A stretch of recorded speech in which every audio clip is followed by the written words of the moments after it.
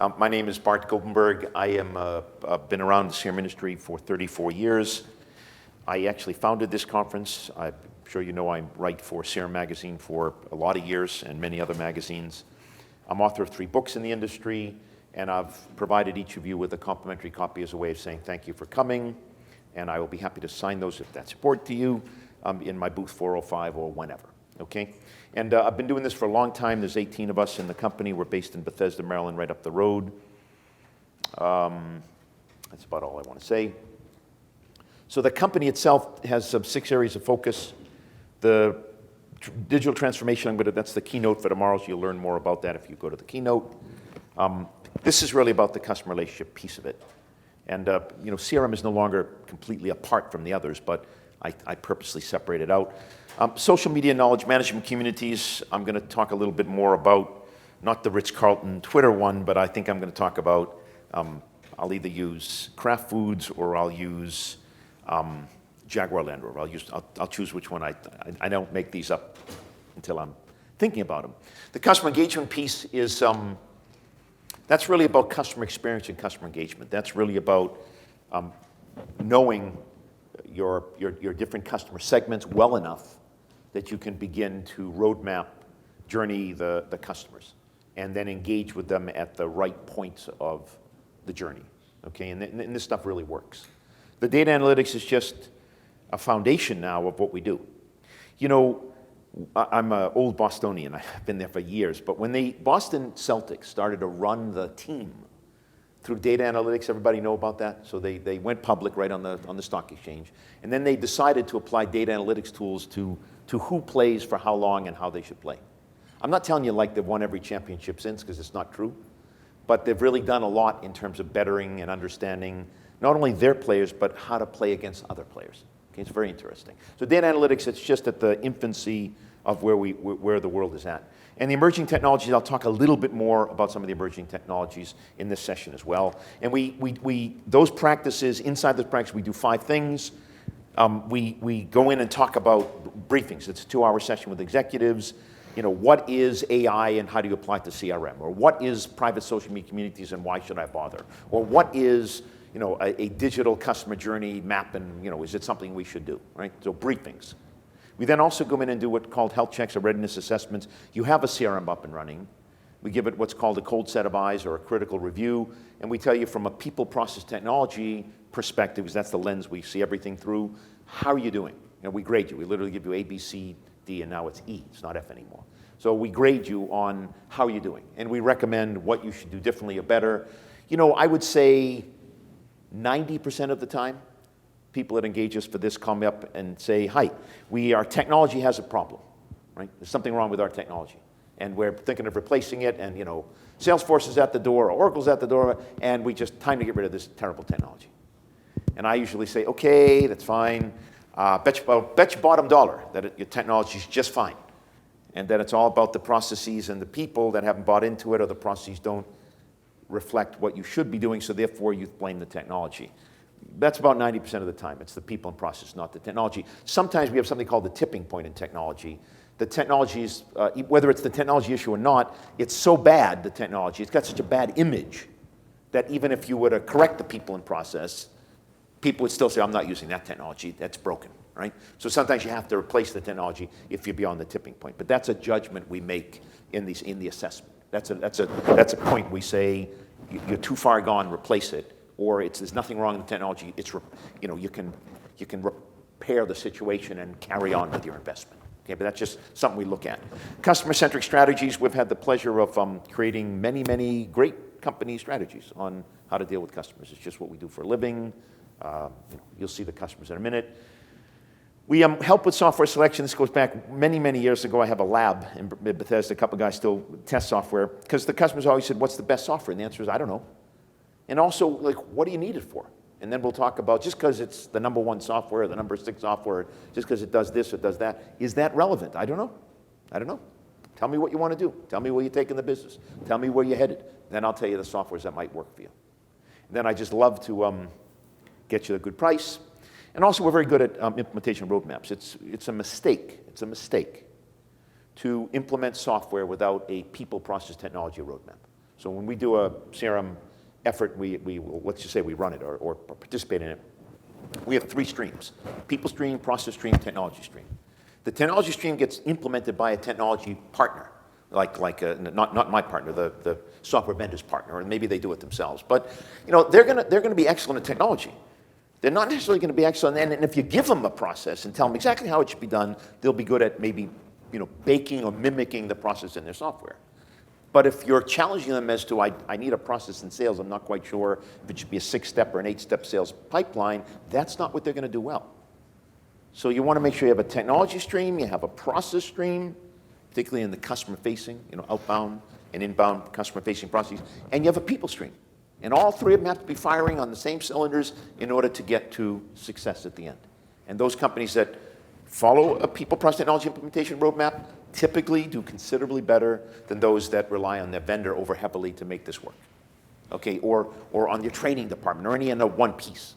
And that's the implementation services. We don't code, we don't fix, we don't configure software, but we do make sure that the implementation is rock solid. That's very important to us. Okay. So we've done it with lots of companies. We've had the pleasure of, I consider this an honor to work with these types of companies. Many of them are customers for many, many years. ExxonMobil's a 29-year customer. PepsiCo's 18 years. Nike's 14 years. And the customers for years and years. And I suppose it's because we got a half a brain in our head and we're doing something right, but we enjoy working with them and they enjoy working with us. Okay, and if you want to learn more about ISM, I have a booth staffed by some of my folks, and I'm down there as well, quite often on the floor, and that's booth 405. Okay, so let's go to the second part of the boot camp.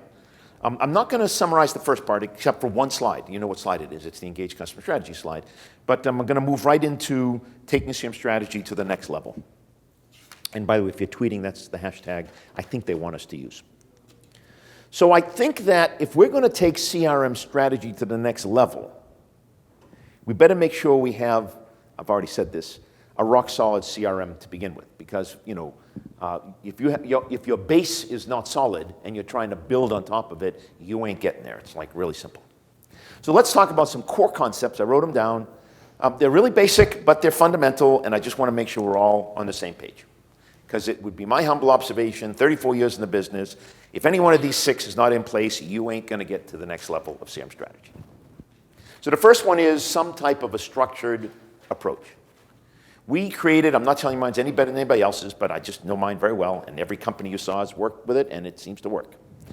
But we call it a top-down, bottom-up methodology. Here's how it works. There's 2 core components to a successful CRM initiative, whether it's today's or tomorrow's. One is the buy-in from the executive team because they've felt that CRM sufficiently supports the business direction and or digital transformation goals and or customer strategy, whatever, that they are going to support the CRM initiative because they see it benefiting their needs. That's top-down. There's the bottom-up piece, and those are the people I joke that work for a living in an organization. They're the sales, marketing, and customer service people. They're on the front line. They could be in a contact center. They could be sales guys and gals. They could be in the marketing department. But they're on the day-to-day ticking of customer calling, customer visits, customer, whatever, emails, campaigns. They're really in touch with what's going on with the customer. And those are the guys that will say, the expression is, they sit at their desks and they use the CRM or whatever, but they say to themselves, darn, there's got to be a better way. This is like the stupidest thing I've ever done, to hit these 14 keys and then go down to my buddy and get a piece of paper and then bring it back and scan it and there's got to be a better way. And those are the people who have the fire under their ass and it burns so hard that they get out of their chairs because you say, I've had it. This is not the way things work around here. I got better things to do. And so that's very important on the bottom up to listen to those people. Because as you'll see in one of the other 6 core concepts, if you don't get the operational part right, meaning the people on the front line, the bottom up, right, first, it doesn't make a difference what your strategy and top-down philosophy is. You're not going to get there. So we have a very structured approach that does both top-down, executive, where are you going? Let's make sure CRM links to it tightly. Bottom up, where are all challenges you have in life? And we put the 2 together in step number 18. I know it very well, my methodology. And we prioritize. how your CRM should look in the first 9 months, in the second 9 months, in the third 9 months, okay? But it doesn't make a difference. My methodology is no better, any different. I think it's good than anybody else's. I know it works. That's all I can tell you. I know it works, and it's been applied to every big company in the world, and it works. So that's step number one. There has to be a structured approach. You do not go out and put in a marketing automation component or a contact desk voice recognition system or a sales lead nurturing software, okay, and then say, well, we're going to try it. Well, I mean, you can, but if it doesn't fit into the big picture, you're creating another silo, another data bucket that won't integrate. You may not get top management support. It may die on the grapevine because nobody looks at it. You're not going to maximize value. There should be two pieces to an effective strategy. One is a long-term roadmap. You know, where are we headed over the next 3 years? I typically look out 3 years, three to 5. And then what are we doing today, and you'll see this in a minute, to get us to the long-term roadmap. And everything we do should fit into the roadmap. And if it doesn't, either we have a problem with the roadmap or we're just doing the wrong things. Okay? But some type of top-down, bottom-up methodology, in my case, or any methodology that forces you to look at the fit of CRM with the executive and the fire under the ass of the chairs of the end users, and then put the two together. That will drive the process improvement that you need. That'll drive the organizational readiness and people buy-in that you need. And that will ultimately drive the purchase of relevant software that will be configured to what you need, if that makes sense. That's one concept. Two, I already talked about this in the previous session, so the vast majority of you from the previous session. I'll just go into a little more depth.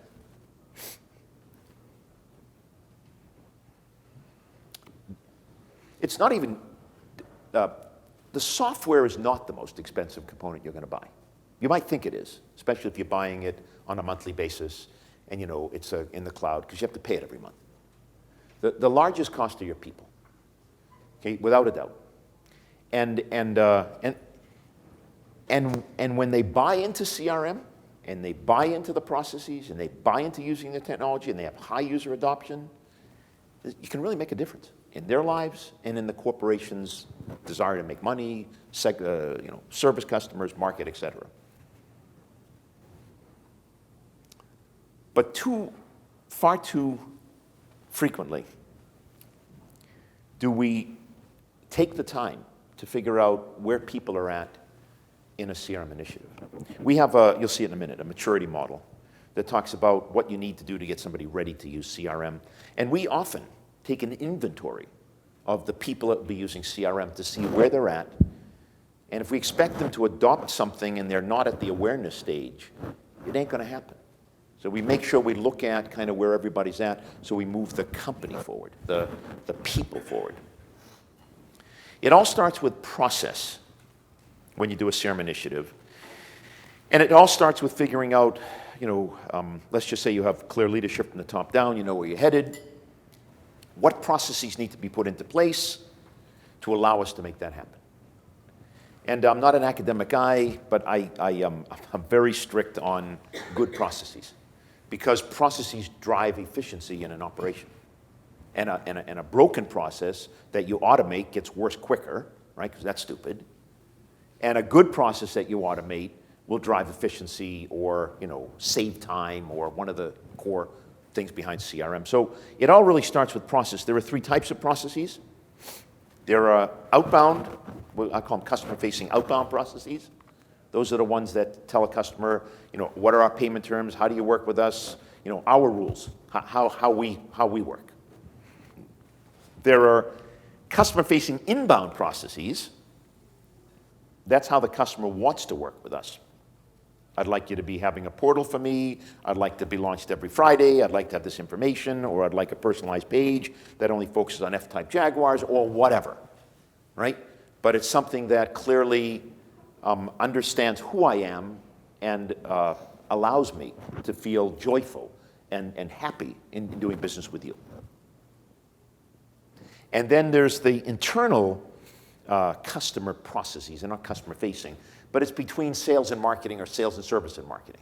So I sold the product, what an embarrassing situation when you sell something and a customer calls and says, hi, I'm a new customer and my machine doesn't work and I don't know what to do. And then the service department says, oh, they haven't transferred your file over. Could you tell me your name, please? It's like, hello, right? So that's the internal process, how you should. And there was a wonderful article in 1964, to date myself, in the Harvard Business Review. It was staple yourself to an order. And all it did is it followed an order through the company. And it showed you the incredible inefficiencies that tend to happen, whether it's a process or whatever, inside a company. And that's a really nice way to look at it. But the key point is on internal processes, it's amazing how stuff doesn't happen right inside companies. I'll just leave it like that. So processes is where you start. You convince people of the value of a process improvement. I often, inside the implementations we've done over the years, have people literally practice the process on paper and pencil long before there's ever a technology to mentally get them ready to use the process. And then you turn to technology, the tool, the thing that drives efficiency into a process, that allows you to do it quicker, better, whatever, allows the employee to go home at night, see their family or whatever is important to them, allows the customer to feel comfortable that you're engaging with them in a way they want to, et cetera, et cetera. And so while this 80% people process, 20% technology changes over the implementation of the project, the one thing I can only tell you with us is we never take our eye off that critical mix, as we call it. So it may be more heavy in technology in one part of the implementation, or more heavy on process, or more heavy on people, but it's not all or none. They're all there, and you just have to figure out, is the mix right? Because that drives the success of a CRM initiative. Does that make sense? I always make the assumptions that you are following me because I do this for a living and I've done it for 34 years and I actually know what I'm talking about, but it doesn't always come out right. So I sanity check with you. Third area, this concept of the profile. So this is GAF, the housing company, the roof shingles, one of our customers. And as I said in the earlier concept, this is a really, really important core concept of CRM. And it really upsets me how few companies do this with excellence. Seriously, I've written, 200 articles on the customer profile. I've made videos, I've made keynote speeches, just on this little topic. And people still don't seem to quite understand why it's so critical. I said earlier it takes 12 to 18 months to build. You typically build in phases. Why do you build in phases? 3 6-month phases is what I like to look at. And I said earlier, by the way, I'll come back to the 3 phases. You have the information, most of it. You'll have lots of information, but the problem is it's not housed in one location. Post-its, CRM systems, Excel spreadsheets, day timers, my head, de-doop, right? And the key concept behind the profile is you bring that all together in one location so that regardless of who touches the customer, you have an understanding of the customer. The 3 phases, 3 6-month phases, because gathering information, cleaning information, and readying information for use takes time. At McGraw-Hill Corporation in Burr Ridge, Illinois, one of our customers, they did something very clever. They said, we're going to create these profiles, and all the sales guys, they sell books to universities and higher education institutions. That's that division of McGraw-Hill. They had to turn their CRM on in the summertime, in the fall. That's when the course starts. And what we did, kind of McGraw-Hill with my recommendation is, we cleaned up their data for them and put it in the CRM system. Because I don't know about you all, but when you go into your old sock drawer, you just don't like to throw out that great pink or blue-colored sock that always made with a favorite sock. There was a favorite memory to it, right? So what happens is the drawer just gets bigger. And that's the same thing happens in data. But unfortunately, that can really clog the wheel because then you can get wrong insights based on false data or irrelevant data. So this is very important to get right. I said that the customer goes in the middle of the profile. That might be a roofing customer for GAF. And then you ask questions like, what information do I need to know about that customer that's of relevance to my better serving, selling, or marketing to the customer? And the answer is I don't quite know. I know there's certain core petals, like I've already mentioned these. This is account information, personal information about the buyers, activities of the sales guys, products purchased. I always like to get the financials this year versus last year, right? So I get that from the back office. By the way, if you haven't noticed, all these petals get put in by different people. Okay, operational issues. Is there a delivery, a drop, or whatever at the construction site? Any outstanding issues, competitive information. I like that pedal a lot. Who else do they buy from? So if I want to make a specific attack or a targeted marketing campaign against a customer, I like to know who's the competitors. Then I can go after all people that have company X, right, or something like that. Marketing, what did they respond to or not respond to? Relationships is also very important. This customer is associated with what other customers? That's the LinkedIn concept of, what's it called, 6 degrees of separation, right? That whole concept. And that's very important. And we can link profiles, and we can get, family profiles. There's all kinds of stuff you can do, and that's how it should work. So why is this concept important? You know from the first session that it's at the core of every successful engaged customer strategy. Well, I'll ask you. Who thinks they do a great job with the customer profile? I'd be very interested and tell us why. You see this? It's not okay. Not okay. Bart told us it's not okay. Okay? I mean, it's not that hard. It's discipline. You gotta throw out your old socks, and you gotta clean your data, and you gotta keep it clean. So I'll tell you a story. This will maybe help you. The company's North Shore Credit Union in Vancouver, Canada. Another, not so customer, but we have a relationship with them because they're best in class. So this is a company that used to be in the fishing business. They were the bank for fishermen off the coast of Vancouver, and Asians even. And along the way, they decided, the executive, whom I know very well, said that we're going to be the mid-market leader in banking. So in the middle of the market, not the high-end net worth, not the people with kids that can just afford a credit card. Those in the middle. And we're going to own that market. We're going to dominate the market. The guy's name is Stephen. It's not important, his last name. But so we created an implementation team, a multifunctional implementation team. And he was in every one of those meetings. It was weekly meetings. And he still is in those meetings.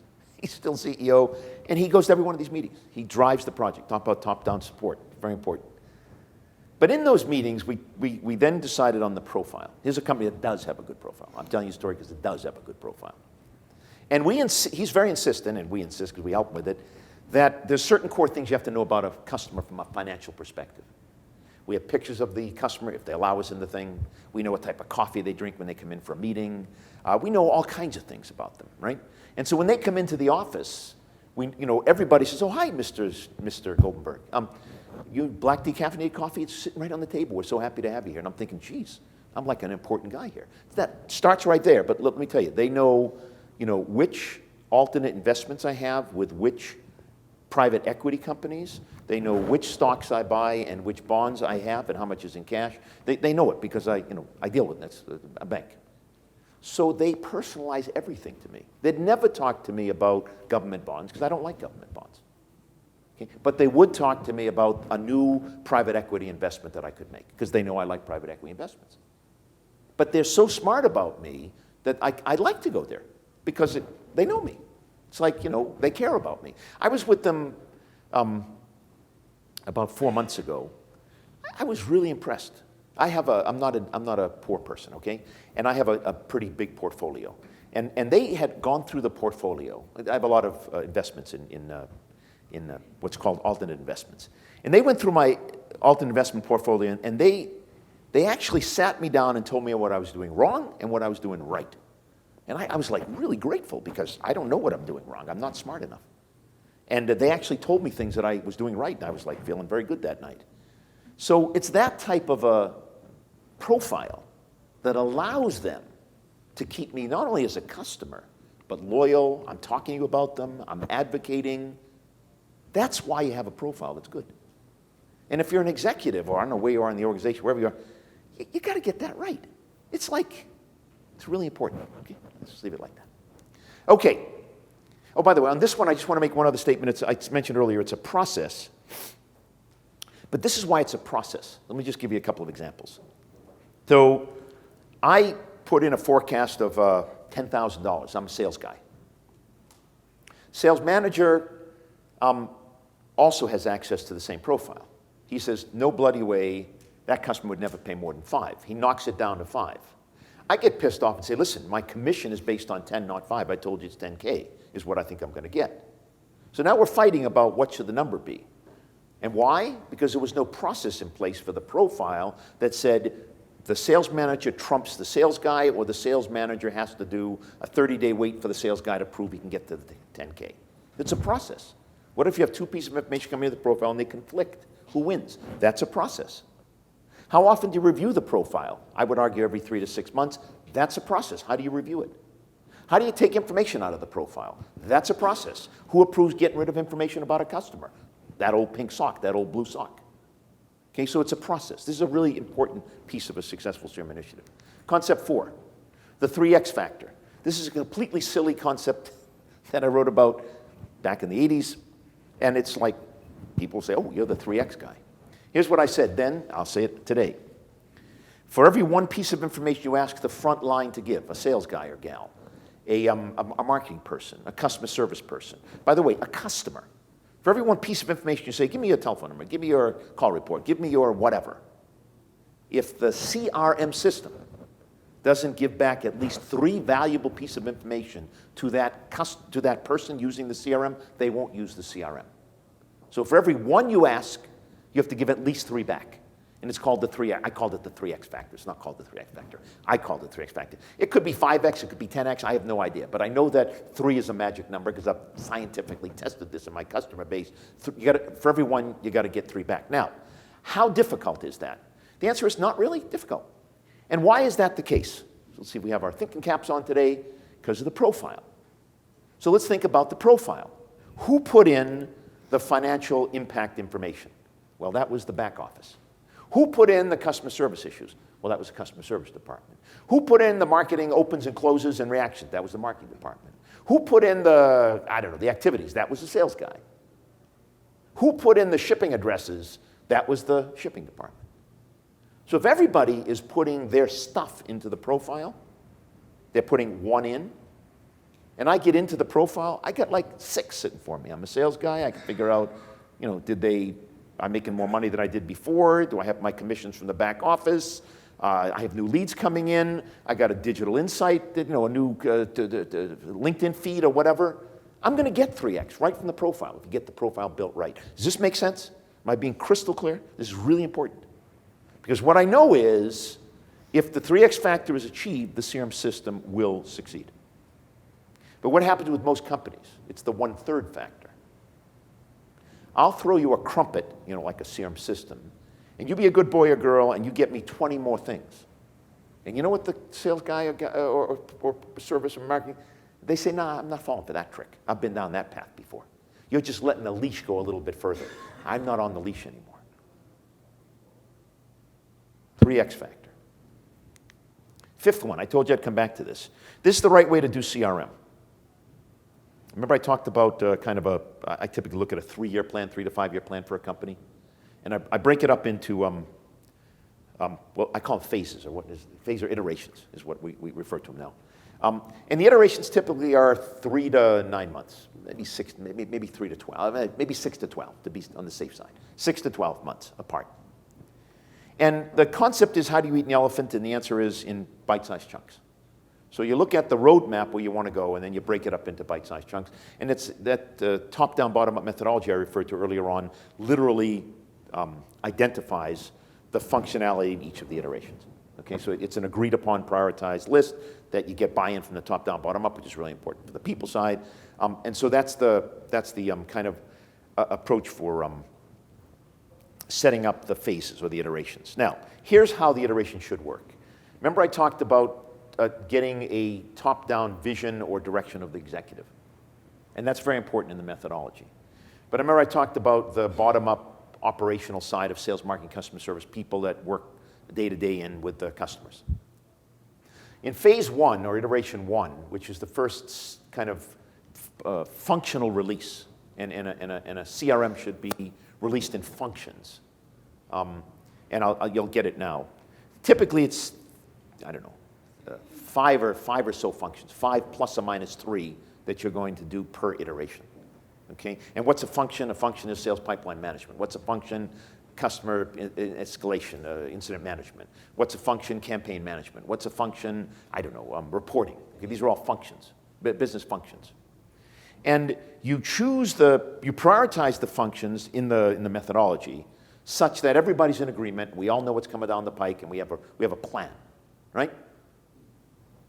So in the first iteration, what you're going to do is you're going to choose your top prioritized functions, but 80% of the focus should be on the bottom up, and 20% should be on the vision. Now, why is that important? Because 50% of the success of CRM is about people. So if we satisfy the front line of the fire burning under their ass so they don't have to get up all day, and we make them happy salespeople or marketing people or service people, then they're going to be more likely to roll with us as we move into a more strategic use of CRM, such as we talked about earlier in the engaged customer strategy. So iteration 1, 80% focus on operational issues bottom up, 20% top down. 6 months later, plus or minus, whatever, iteration 2, another group of functionalities. It might build on some of the first functions, it might be new functionality, but here we have 60% focus on the operations, 40% on the vision. Third phase, 40-60, phase X, 20-80. But the key concept is we'll get the vision implemented. There's no question. I'd never forget the vision. But we'll get it implemented successfully because we brought our people along to the vision. Does that make sense?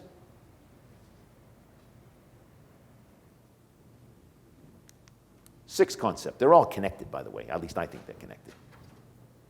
The change management ladder. There's nothing brilliant about this. This was an article written by Harvard many, many years ago, and it's called the change management ladder. For those of you that like this stuff, Kotler, Philip Kotler's the guru on this. He's a friend of mine. I teach with him, so he's the big guy. But here's the bottom line. A lot of companies say, we're going to implement a CRM in 3 months, and I expect you to be on board and utilize it effectively. And if you're in the military, that might work. But in most companies, it doesn't work that way. So you have to take the time and say, hi, I want to make you aware of a thing called CRM. It doesn't mean come rescue me. It means customer relationship management. And it's going to be something launched in the next 6 or 9 months. And let me tell you about it. A lot of companies have used it in North America and globally, in our industry, outside our industry. Here's what it does. Oh, I never knew heard about it. Thank you. I'm glad you told me. Or if you already know about CRM, I'm going to add the Einstein module of Salesforce to do artificial intelligence, and this is what it is. And you're thinking, oh, well, I didn't know about that. Thank you for making me aware. And when they're aware, we can then talk about whether they understand it. Oh, you mean you can use it for this? No, I didn't understand it that way. Oh, and I could use it if I wanted to do this with the customer. Yep. Oh, great. I like this. This is pretty cool. And if they've got the understanding, then I'm going to shoot for the next stage. And by the way, these are hierarchical. You move up the ladder. That's why I call it management ladder, change management. And they're going to accept it. You know something? I actually think that would be good for me. And it would be really good for my department. Would I be okay if I were the first one to sign up for that? Yeah, that's okay. We can talk about that. So they've accepted the fact that this is something that they want, they need. And by the way, there's all kinds of stuff. I'm not here to talk about it. There's all kinds of stuff you do at each one of these stages. Remember I talked about the inventory? I inventorize people, then I know how to move them up the ladder. There's things you do to move them up the ladder. And then the next step is they get involved. You say, I appreciate you wanting to be first in line. We have a business process improvement team that's looking at sales pipeline management. Would you be kind enough to join it? Oh, yeah, I'd love to. That's great. Oh, great, I'm involved. We've got them like the fishes in the mouth. We're pulling them in now. And when they're involved, the ultimate step is they're committed. And how do we know when they're committed? Well, we know they're committed when we say we're not renewing our monthly subscription to the CRM. And the person says, what are you talking about? That's how I do my business. You can't take that away from me. I know you're committed. Okay? But the problem, with companies is they ask for commitment or involvement before they brought them up the ladder. And what happens is, I call them fence sitters. There's 3 types of people in a company. One of them is the flag bearer. Go team, go. You want an initiative, just get me to the front line, boss, I'm ready to go. And you'll love those people. There are not too many of them, but you love them. Then there's a lot of people that are in the middle that kind of say, well, I'll see how the race goes. I'll kind of go in line, but I'm not running, I'll walk. Then there's the fence sitters. They sit in the fence and say, this CEO, this company had 32 of these in the last 40 years that I've been in the company. We'll just wait for the parade to go through town, and when it fails and they come on back, we'll just be comfortable and life will be okay.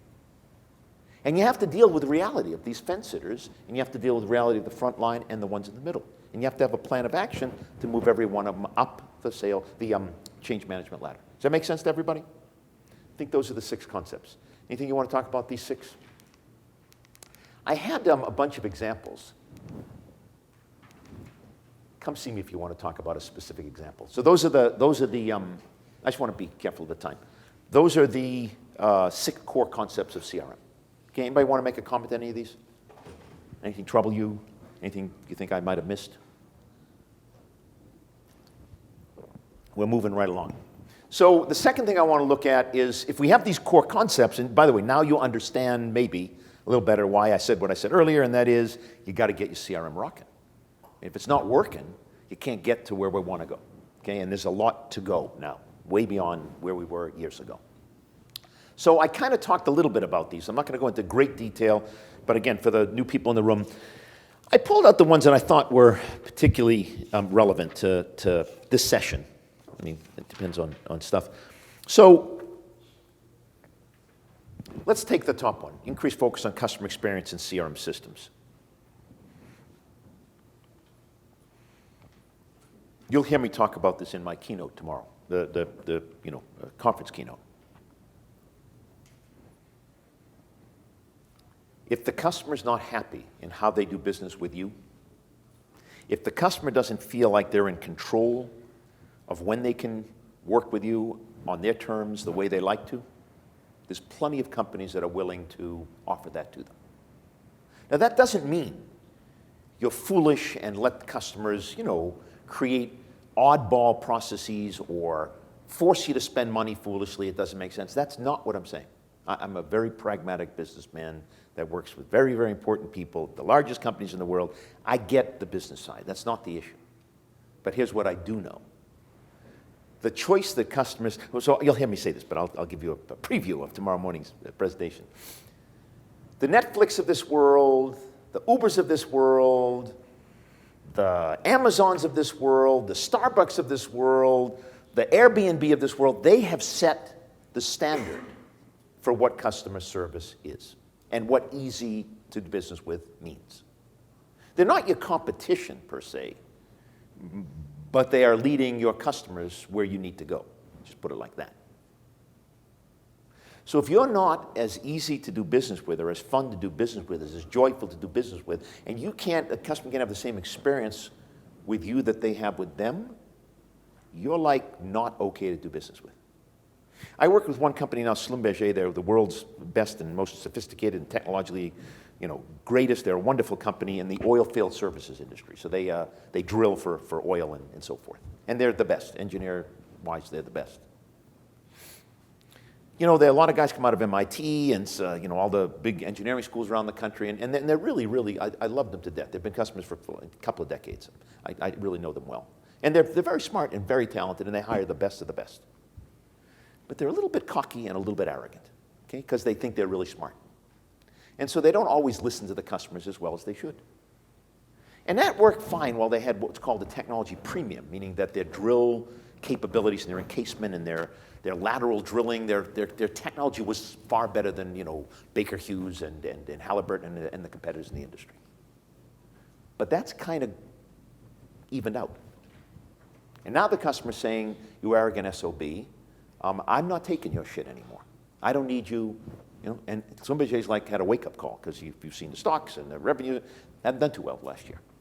And some of their competitors have done a whole lot better. And some of the new competitors have done a whole lot better.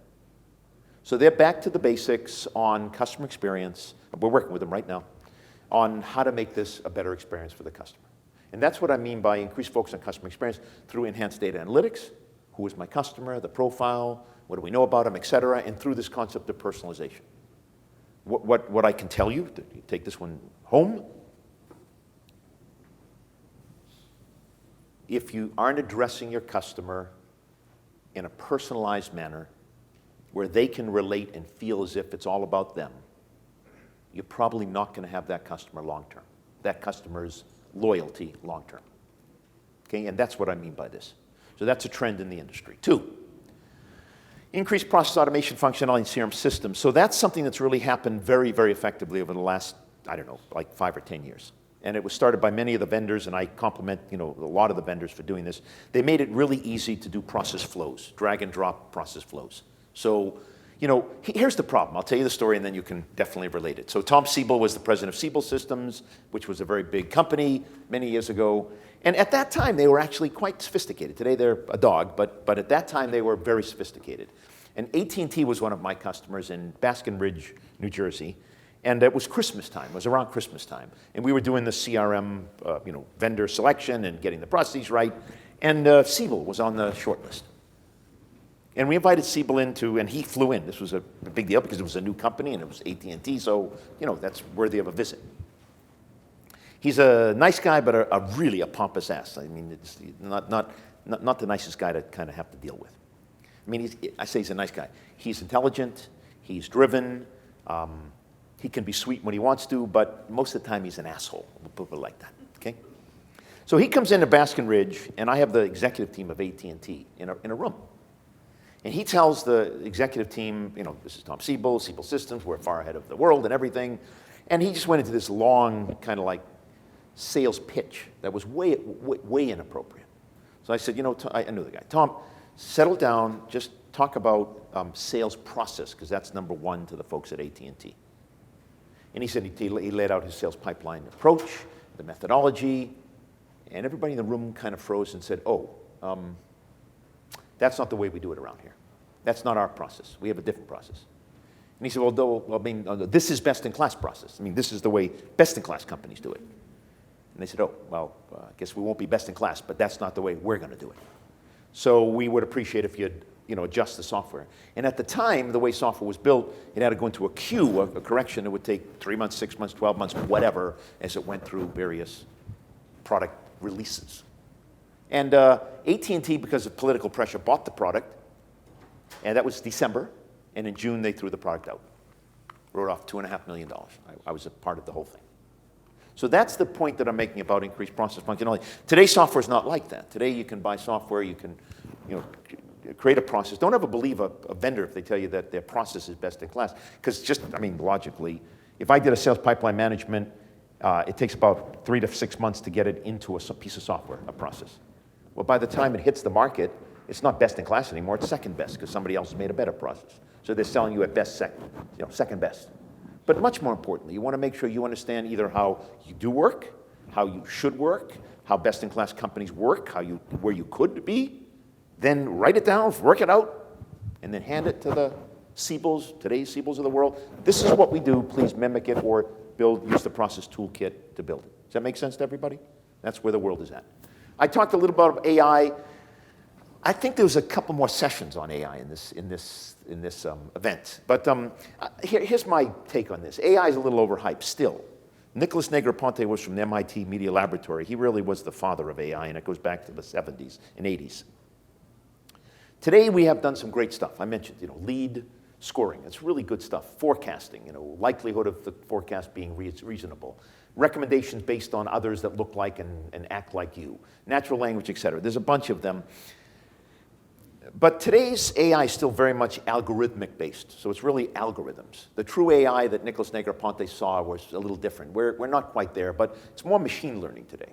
It's not really AI, but it does make a difference. Listen to all the things, try to apply it. If we can figure out whether a lead is really likely to become a customer quicker, that's a good use of time. We can take AI and figure out whether the forecast is reasonable based on a number of factors. That's a reasonable use of the tool. Okay, so there is some value in the AI side. And we're seeing a lot of it being embedded into the systems. So the last three are pretty straightforward. Mobile CRM, you got to have it. It's got to work right there all the time. Increase social CRM. As I alluded to in the first part of this presentation, people don't spend their life offline, they spend their life online and offline. If you're not capturing both, silly you, the profile's not complete. And you're going to make decisions based on less than full information, right? Partial information. And the last one, cloud-based. This was Mark Benioff with Salesforce. I don't know if you remember, but it was the no software red sign. And people thought he was a little bit weird and all the rest, but I actually thought he was right then, and I still think he's right now. And I saw the figure, it's 60 or 80% of all companies now are on the cloud in most of their technologies, not just CRM. I think it's 60, and the forecast is 80 by 2022 or something. So there's no question that the world is moving that direction. So if you have some old antiquated way, you might want to rethink. That's all I'm saying. Okay? So that's trends. Now let's go to very quickly the 3 steps to take you to the next level. And they're not complicated, and I'm going to go through them quickly, but for 2 reasons. We have to stay on time. I'm going to get in trouble again. So improve your customer knowledge is the first one. And I think you should kind of understand where I'm coming from. I asked this group, humbly, how many of you have a great customer profile? I'm sorry to tell you folks, you didn't see what I saw. There wasn't a hand that went up in the room. I told you to write down not okay. That's what I'm talking about. And it all starts out by just, you can either track digitally what they're doing, you can hold digital and or focus groups or digital surveys or digital this or digital that, or you can bring them in. So at Marriott Corporation, I helped, when you hopefully checked in here today, you were happy with the check-in, I helped create that process in that system. Here's the dilemma for Marriott in terms of more customer knowledge. This is Bart. Bart is a businessman. I like to stay at nice hotels when I'm on business. Bart's a dad of 2 pain-in-the-ass teenage kids, and we don't always stay at nice hotels because they don't appreciate nice hotels, okay? So when I call Marriott, the question is, which Bart is on the line? Is it Bart the businessman, or is it Bart the dad and mom? And that's very important. So let's just say I'm Bart the businessman. And they say, ooh, we got him. We got him in Washington, D.C. for 2 days. How can we get more information, more customer knowledge about Bart? Let's buy him dinner tonight, free of charge, and he'll answer 3 questions for us. Well, that's okay. I need dinner, and I don't mind answering 3 questions. But if they call me up in the middle of my business day and said, Bart, I know you're really busy in hell, and you got a tender you're responding to. I need 3 questions answered. I'll tell them, thank you very much. Take a hike. So this concept of Marriott knowing when to hit you up with learning more from your profile. For example, they say to you, please go online and update your profile. How many of you have done that? Okay, nobody. They know it. We know it. It's silly. So then when's the right time to capture customer information? Let's go back to the 3X factor. If I give you 3 and tell you you're not getting 3 unless I get the 1, guess what? You're going to give me the 1, correct? I just got to figure out what's the 3 on the 3X. You see what I'm saying? So there's an example of improving customer knowledge. And I don't have the time, and it's not the purpose of this presentation, but there's a very structured approach to getting improved customer knowledge and how to know what it is and how to prioritize it and when to decide it's worth getting or not getting. I'm just going to tell it like that. The second one is utilize state-of-the-art CRM and data technologies. I just want to make the observation that every worthy CRM vendor today, I said worthy on purpose, has a reasonable data analytics tool set. And if they don't have their own, they're integrated with somebody else. You can't segment and cluster customers. You can't put together unique offers, whether it be mass personalized or otherwise, unless you really have done your job on data analytics. And it's where the market is at. And if you're not using it, I don't want to say shame on you. I'm encouraging you to do so. And again, I don't have the time to go into it. There's a very structured approach for looking at data. It can be whiteboarded data. It can be specific data and understanding linkages and liaisons. Zumba Fitness is one of our customers, and it was a huge eye-opener to the executive team when we showed them why people drop out of Zumba, both as an instructor and as a dancer, based on certain criteria they had no clue about. And the moment we started to teach and do stuff on those criteria, the dropout rates meaningfully reduced. But it was through data analytics that we saw that clear, okay? And the third one I want to talk about is proactively enhance the customer experience. I've kind of talked quite a bit about that earlier on. I don't remember the figure exactly. 84%, it's an Accenture study, 84% of customers prefer to talk to an automation system and service than a person today. 84%.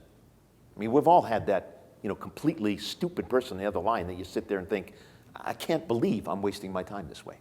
And people feel, 84% of them feel that it's easier to deal with the machine, even if the machine doesn't give them what they want. Now, we can agree or disagree, but the bottom line is that customer experience is really important. I'm going to argue tomorrow, just to give you the inside scoop, that customer experience drives digital transformation, not digital transformation drives customer experience. So if you don't get the customer experience understanding right, you'll never get the digital transformation right. That's what I'm going to argue. And that's why it's so important that we proactively. It does come together nicely. I told you I'd show one picture from the last session. If you think about customer knowledge, state-of-the-art data and technologies, and then customer experience, and you come to this picture, there's your data, okay, that on the second one. Here's your customer knowledge, the profile. And if you talk about the customer experience, that's throughout all of the 4 customer engagement channels where we're touching the customer and they're liking the sales visit. They're liking the social media site. They're liking to do business with you on e-commerce. They're liking some of the emerging technology you're offering. And so this picture would kind of embold the concept of these 3. Let me close to get you to lunch. There can be no successful strategy in your company without the 6 core CRM concepts: the profile, top-down, bottom-up, the 3X factor, change management. These are all really important things. I say be mindful, but don't be overwhelmed by the industry trends. I think it's important you look at AI. I don't think you have to jump into the deep end of the pool. I think it's critical that you have process flows that work effectively, those type of things. And then take CRM to the next level by really, I just want you to focus on 3 things. Just 3 things. Get those right. I promise you, you'll be rocking towards your next way. I am honored to help you with creation of your strategy. Our company, I have to say that. You can talk to me in booth 405, that's downstairs, and that's all. That's my contact information, and bon appetit.